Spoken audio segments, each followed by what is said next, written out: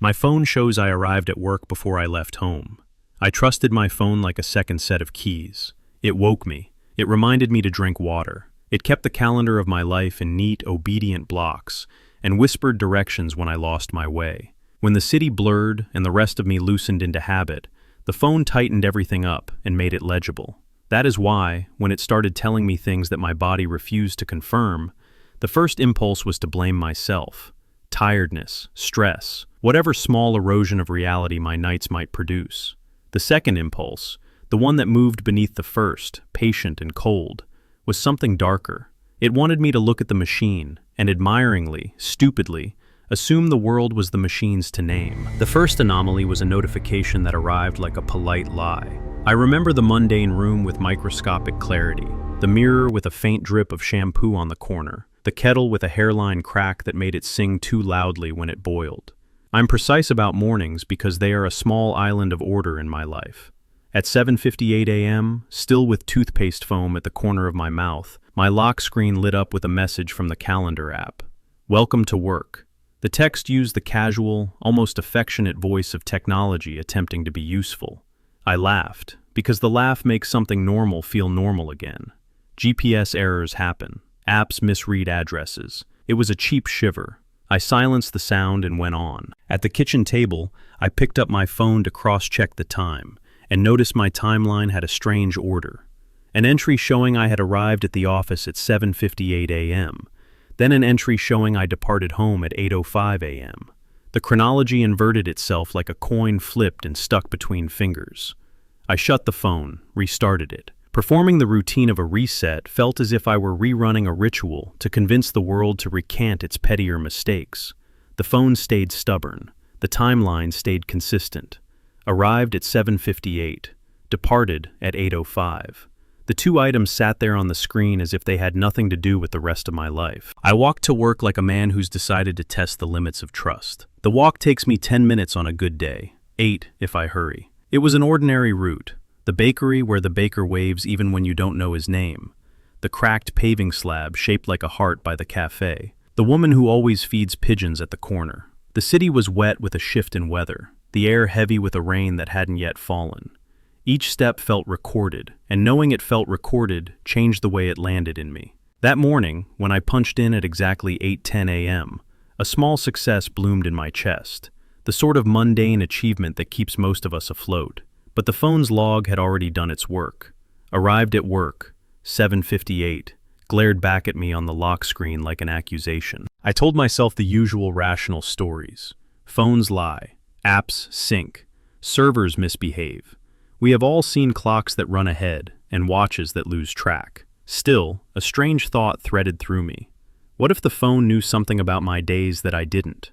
What a presumption to make, that an object could have a narrative separate from the person whose life it purported to serve. I pushed the thought away and tried to do the work I was paid for.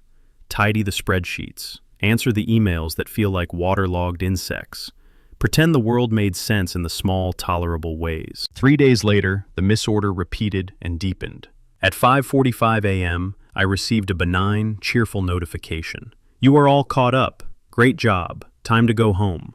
The message meant nothing to me. I had not yet been at the office at 5 in the morning. I had, in fact, been asleep in my bed somewhere between the hours of 11 p.m. and 7 a.m., eventually waking in that hazy, reluctant way we call morning. But the timeline insisted on an alternate history. Arrived at work at 5:46 a.m., left at 6:58 a.m., and arrived at home at 7:02 a.m. Those timestamps carried the brutal neutrality of machines. They were not dramatic. They made no claim beyond the sequence of events. Yet the sequence implied that time for me had split, that in some dusty register of memory I had not accessed, another set of actions had taken place. The escalation was not violent at first. It was bureaucratic in its cruelty. Logs, timestamps, server confirmations. But the dryness of such facts often masks their ability to rearrange a life. When the receptionist at work asked me over coffee, "Weren't you just here earlier?" I had no plausible answer. When the security guard held the door and said, puzzled but not unkind, "You left maybe 20 minutes ago, said you forgot something up on the 5th floor," I told him I had just arrived. In every exchange there is a moment where the world offers two versions of the same event, and expects you to choose which one you will live inside. Choosing is a performance. I chose silence a lot because it seemed the least ridiculous posture. I installed a second phone the way people install locks. Paranoia has a utilitarian side. I bought a cheap tracker, a small device that follows movement and uploads it to a cloud where bodies are reduced to polylines. I set it on the table and asked it, in effect, to be my witness. For a few clear nights, the tracker confirmed what I felt. I was home until morning, then I walked to work. But the tracker kept its own private time, and the cloud kept its own. And later, discrepancies between logs revealed new, stubborn realities.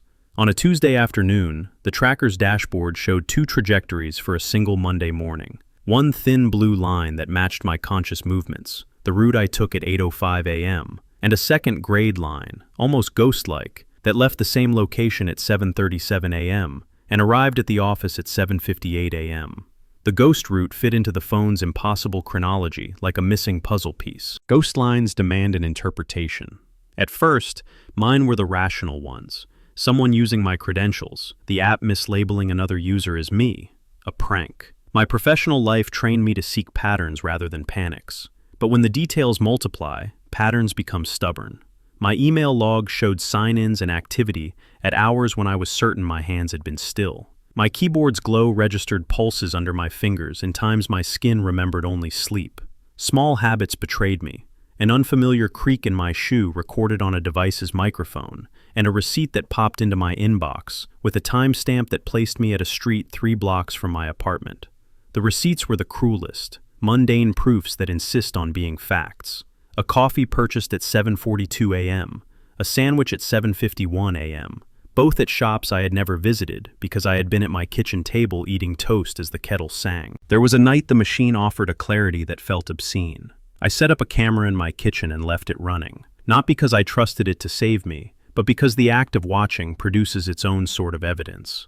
At 1:59 a.m., the camera recorded me in pajamas, slow and human, fumbling for the light switch as one does when waking from a dream. I watched myself on playback with an odd sense of empathy, the small comic gestures, the human dignity of a person bleary at night. The frame held until 2:01, then a jump cut. In the footage, the door closed behind me, and a silhouette descended the stairwell. A breathless, trivial exchange. The silhouette's hand pressed through the grain of the banister, the awkward slipping of something small into my palm. I sped the footage, and found the frame that suggested a hand leaving an object. It was blurred. The camera, cheap, refused to render details cleanly. I paused and enhanced and increased contrast until the pixels rebelled. When I finally matched the motion to the timestamp on my phone, there was a low, malfunctioning alignment. The camera's time read 2:04 a.m. The phone insisted, arrived at work, 2:04. The image and the log dovetailed into a logic I could not accept, and yet could not deny. Objects began to appear in places only I would notice. A penny under the rug where the doormat folds. A folded square of paper with the number 3, written in block letters in a hand that looked suspiciously like mine. The way the slant of the 3 hit the page. I found a metro ticket in my coat pocket with a station stamped that I never went through. Sometimes these things felt like a prank. Sometimes they felt like pages from a diary, written by a stranger who had stolen my handwriting.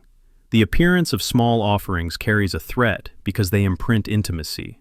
Whoever left these items knew where I would look. Once, in an attempt to control the logic of the evening, I stayed at my desk late and watched the building's security feed on loop. Security footage is the language of truth in many litigious worlds. It does not explain, it records. For 3 hours, I watched the stairwell's little black eye gather frames like a fisher collects nets. At 2:04, the feed showed someone leaving Studio 12, my jacket, my posture. The camera angle was wrong for facial detail, but the overall shape was mine. At 2:05, the stairwell camera, older, dustier, softer in its fidelity, captured a second figure at the bottom of the stairs. It was not a full person in the ordinary sense. It was a shape that suggested a person and decided not to commit. It waited like a punctuation, and then, in one impossible frame, the figure leaned toward mine with a motion that looked like passing a small object. I watched that frame on loop until the office chairs around me blurred into a gray suburban memory. Why had someone left something for me? Whose handwriting was that on the scrap? Why did the shape at the stairwell have the nervous posture of someone used to unnecessary patience? When the feed stuttered, I felt as if the world were digesting me and deciding what it would regurgitate. Sleep thinned into a pale instrument. I would wake with the feeling of having walked streets I had not been to. Small aches would appear as if souvenirs from a night of absent wandering. I began to test the phenomenon with ritualized attempts at control. I would leave my keys on a table by the window, then take walks with a tracker in one pocket and the phone on another table at home. My logic was childish. If the ghost route replayed itself, the data sets would diverge and produce anomalies that might prove someone else's agency. Instead, the logs suggested that for every deliberate route I took, another route, more generous in time and detail, had also occurred, like a mirror walk happening in an alley beside the one I recognized. Friends suggested ordinary things in ordinary voices. You're stressed. Get sleep. The body lies sometimes. We had a language for denial, and people used it carefully. I tried to explain and found my prose thin and weird in the mouth. What do you call an absence that leaves receipts? A hand that passes a coin? A timestamp that insists you were somewhere you clearly were not? Labels flatten the phenomenon, and I didn't want to flatten it because flattening is an act of domestication. I kept my instruments close: a second phone, the cheap camera, a paper notebook where I logged peculiarities, and I pretended that accumulating evidence would change the ledger of how the world worked. One evening, the pattern produced an encounter that felt like a bad moral tale. I was watching a live map feed at my desk, the red pin migrating, the gray ghost line receding, and I saw two dots, both labeled with my contact name. I pressed the zoom button, and my stomach dropped. The ghost line had arrived at my building. The blue line, my conscious route, was still a block away. The dots hovered. An alert pinged on both devices at once. You have entered the same location. I bolted from my chair, heart ratcheting. I reached the lobby by the time someone wearing my jacket and carrying my bag, stepped through the revolving door. I had a private, irrational hope that it would be wrong, that my eyes would account for a twin, a mirage, a trick of light. It was not. The coat was mine. The gate was mine. The bag sagged like something that had been carried for the city. The face was my face. If I had to describe the expression, because description is where we try to make sense of the raw, it was my smile, carefully rehearsed, one made for social lighting. But in the eyes there was not a person looking back. There was a practiced calm, as if the face had learned the form of emotion without the messy contents of a life lived. We stood in the lobby like two people in a play who had forgot their lines. It was the smallest, strangest court. The doppelganger, if such a word applies when replicants aren't exactly biological, tilted its head, and there was a curious, patient recognition. It raised its phone, and a map lit up on the screen. The image was blunt and silent. Two pins, both labeled with my name, both sitting at the lobby's center. A notification crawled across my lock screen. You've met yourself. It felt like cosmic humor. It felt like a threat. People who have not been pinned under the weight of an intimate, recursive surveillance find such encounters theatrical. They are not. The lobby's fluorescent lighting hummed with ordinary power, but everything else in the world seemed to format itself around that moment. I wanted to say something clever, to prove to myself that I had a voice. Instead, I felt the shriek of my phone's speaker return with a final notification. One of you is early. At that phrase, the doppelganger smiled, the practiced smile of someone who knows the protocol of being human, and turned into the revolving door, the glass wheel swallowing it in a clean, precise motion. After that day, the rules felt different. If the machine could map two sequences of me through the city, then there were at least two logics at play, the lived and the logged. I began keeping a tiny talisman in my pocket, a coin from my father's pocket watch, and I began to leave my keys on the table in a different place when I intended not to leave. I altered habits in hopes of causing a divergence, in hopes of spooking the system that mirrored me. The person who has been flummoxed by the world will attempt control, as if control were a cure. Months passed, though time lost itself into a texture rather than a linear measure. Sometimes the ghost route dried up for a week. Sometimes it returned with small variations, arriving at the bakery, buying a paper, missing my stop. Often it performed daily actions that I recognized as mine, but in a different order and with a contemplative slowness, as if living a parallel life with an opposite tempo. Other nights it filled in gaps that should have been silent, the coin under the rug, the paper with the number 3. The world became a ledger of small, pointed acts. One morning I found, placed neatly on my desk, a sticky note I had not written. On it, in a hand identical to mine, were 3 dots and a single line. Bis. It felt like an unfinished sentence. The arrival of a punctuation mark of someone else's making felt like an invasion of my narrative. I put the note in my pocket, as if it were an offering, and carried it like contraband. What was the moral of this story? There is none that fits neatly. There is no tidy denouement in which devices malfunction, secrets are revealed, and the world restores you to your previous innocence. Technology had not failed me so much as revealed a seam in how the world could be embroidered. Overlapping threads that sometimes align, sometimes diverge, sometimes not. I learned to live with the strangeness the way one learns to live with a chronic pain, not defeated by it, but fashioned to accommodate it. I stopped asking whether the logged self was another person or an algorithmic artifact, and accepted that it was both, a mirror and a script. On a late evening when the city's sirens receded and the office lights doused into amber, I stood in the lobby with my phone in hand. The app was open. Twin pins rested where I waited. A sudden calm came over me, not peace, but the kind of acceptance that is a pragmatic truce. I watched as one pin, the ghost one, moved imperceptibly away on the map and faded into a gray trail. The other pin, mine, remained tethered to the location where I stood. Beneath the map, the app gave me one last notification, unhelpful and devastating in its simplicity. Activity recorded. 2 sessions merged. I took a breath. The elevator hovered like a mouth waiting to swallow me. I stepped inside, and the doors closed on fluorescent light. On the way up, I imagined the mirror life walking the city in hours I didn't remember, crossing thresholds with a quiet deliberateness, leaving coins like notations, making small, tidy annotations to a day that otherwise would have been normal. When I reached the floor and opened the door to the hallway where my apartment waited like a small, private shore, there, on my doorstep, sat a single penny. No year, no fingerprints, just a coin laid exactly where my shoes would brush it when I crossed the threshold. I picked it up with the same practiced fingers that had always known how to open doors. I set it on the table beside my phone. I did not call anyone. I did not write it down as evidence because evidence, at that point, felt like a sickly trophy. Instead, I pocketed the coin as if by keeping it, I could keep a small part of the phantom world attached to me, perhaps tether me, perhaps bargain. The phone's lock screen was quiet. No notifications, no friendly lies. The map's twin pins slept somewhere in the cloud. There were nights I found myself staring at the tiny chip of light where the screen dimmed, searching for patterns in the way the pixels arranged themselves. I learned to make peace with strange things because sometimes peace is the only habitation left to you. If by some twist you read this and suppose the moral is simple, that technology can be deceptive, that our devices may be host logic we never fully see, you are right and also missing the point. Something else had happened. A toleration had been broken.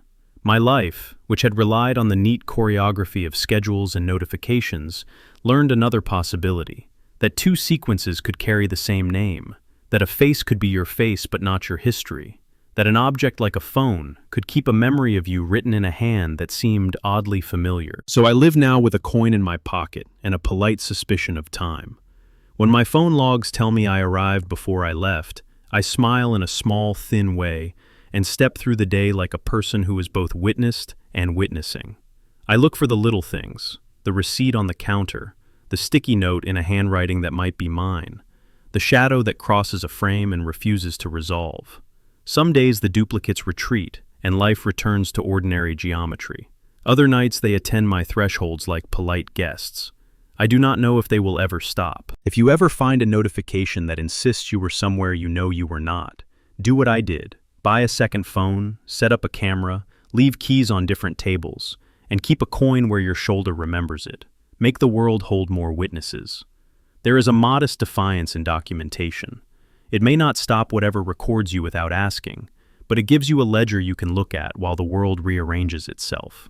And if you ever see your own face step from a revolving door with a practiced smile and eyes like paper, step back. Let the door turn. Let the 2 of you pass. Take note of the coin you find and keep it somewhere warm.